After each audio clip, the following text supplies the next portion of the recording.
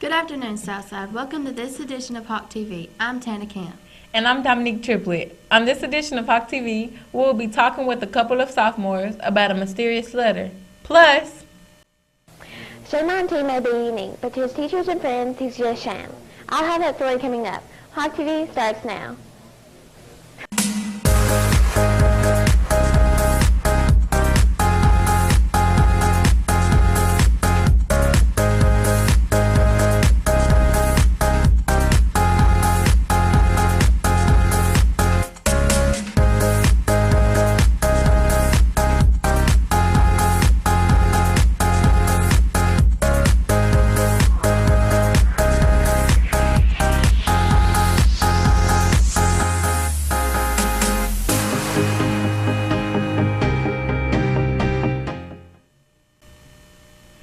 welcome back. Did you know that October was Blindness Awareness Month? Hawk TV reporter Skylar Thomas sat down with one Southside student who is overcoming that challenge. Better coverage and lower premiums than individuals. Like most sophomores, Shamar T learned to read at the age of 5. He just does it differently. Well, I was taught by a vision teacher, and then I had to go to different library and resources and got different Braille books and started sitting down and reading them.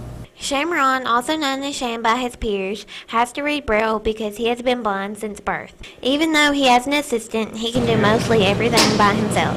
Sham uses a cane to help him navigate through the hallways, and he uses a hearing device to help him hear because he also has a hearing impairment.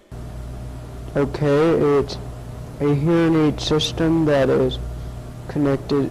Well, it's a hearing aid that I wear to hear people because I was deaf, and I have an FM transmitter that people wear that talks so I could hear louder. It projects the voice. Which comes in handy when he watches his favorite game show. Kind of Jeopardy. Braille canes and hearing aids help him adapt to his surroundings. However, Sham isn't the only one who is having to adapt. His teachers are adapting also.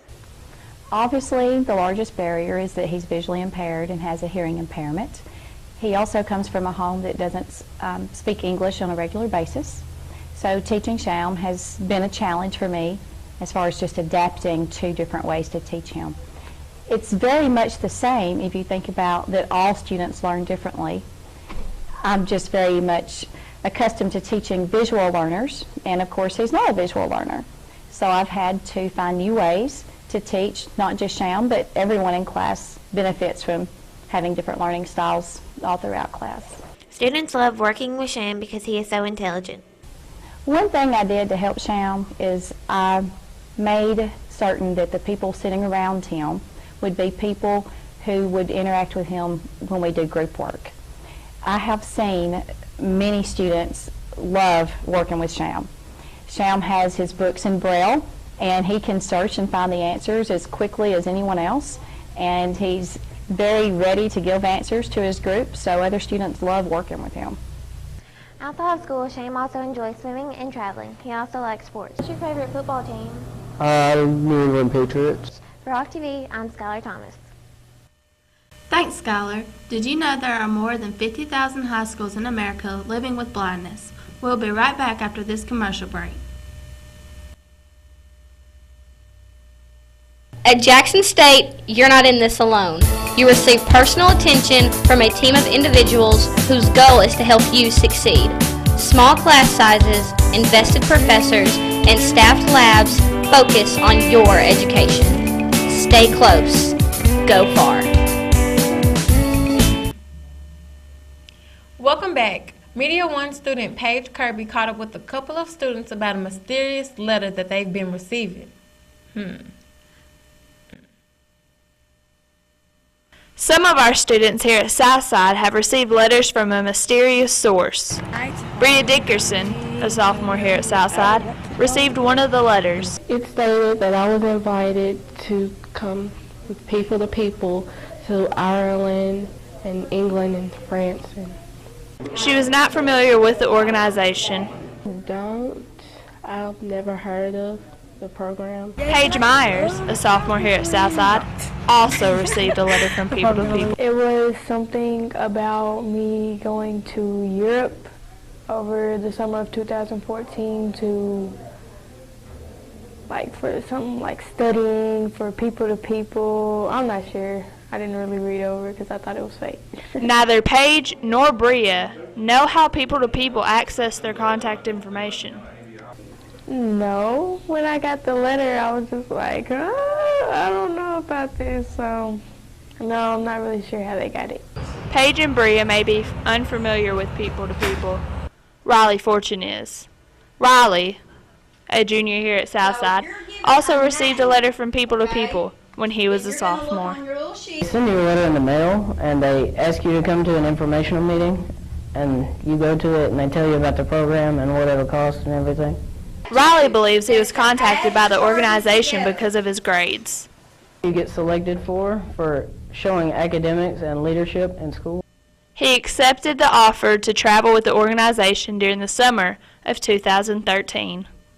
Riley traveled with them to several places in Europe. We were in France for 3 days, and then we went to Italy for 10 days. But Greece, we went for 7 days. A lot of you may receive information from unknown sources while you're in high school. While we don't know how people to people gathers their information to contact students, some organizations go through the government's database and randomly selects people to contact. Miss Suzanne Freeman, one of Southside's guidance counselors, has advice for us. Just be extremely cautious about information that you receive from outside agencies asking you to participate in programs like People to People, Student Ambassadors. I know it was brought to my attention earlier this week that a student received a letter about journalism. You're always going to receive information like that at your home address. A lot of times those do not originate from the school. So if it's something that you are interested in, I'm not saying they're not great programs. I'm just saying that you really need to do your research. Talk to someone who has participated in that program. Go online, Google the program, read some of the comments and the critiques that people have posted online. Just be very cautious before you jump right into any program like that that's not originated here at school. For Hawk TV, I'm Paige Kirby. Thanks, Paige. Now we have another music video from Perez Beard. Books on how to cater. I'm working even to my daily whole newspaper. Get the came and look at me. I'm the best, you know. What's that you looking at, Mr. Man? And I'm watching that Read a Million video. I sure wish I could be in one of those things.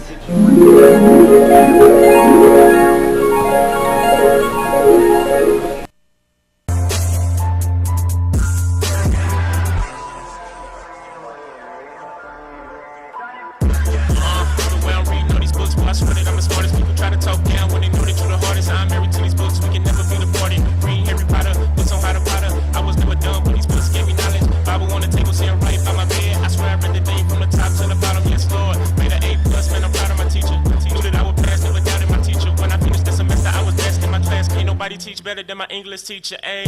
Reading is a luxury, dog. Day one, Mr. Man stuck with me, dog. Ever since preschool, they be calling me the best reader in the whole school. Mess with me, dog.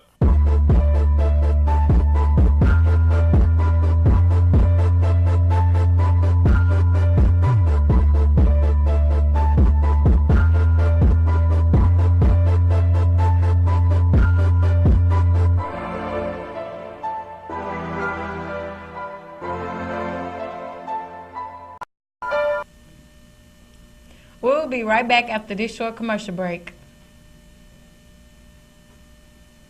So what are your plans for life after you graduate from high school? If you're thinking about going to college, then you need to consider taking the ACT test.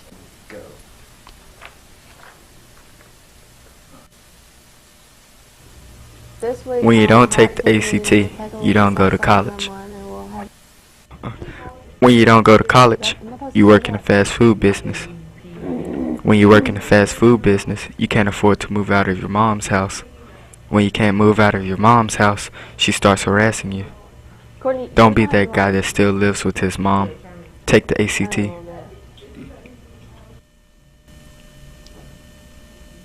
Welcome back. The boys soccer team is looking for players. Here is a word from Coach Moore about tryouts, and what he is looking for in potential players. We actually don't have soccer tryouts. Anytime anyone wants to come by my room, they can come by and sign up. I'm taking sign-up forms until next Friday, and we'll go from there. We'll start probably the end of December or the beginning of January. I'm really looking for a player that's coachable, or have positive attitude and a willingness to learn, and pretty good motor, able to go 80 minutes without getting tired.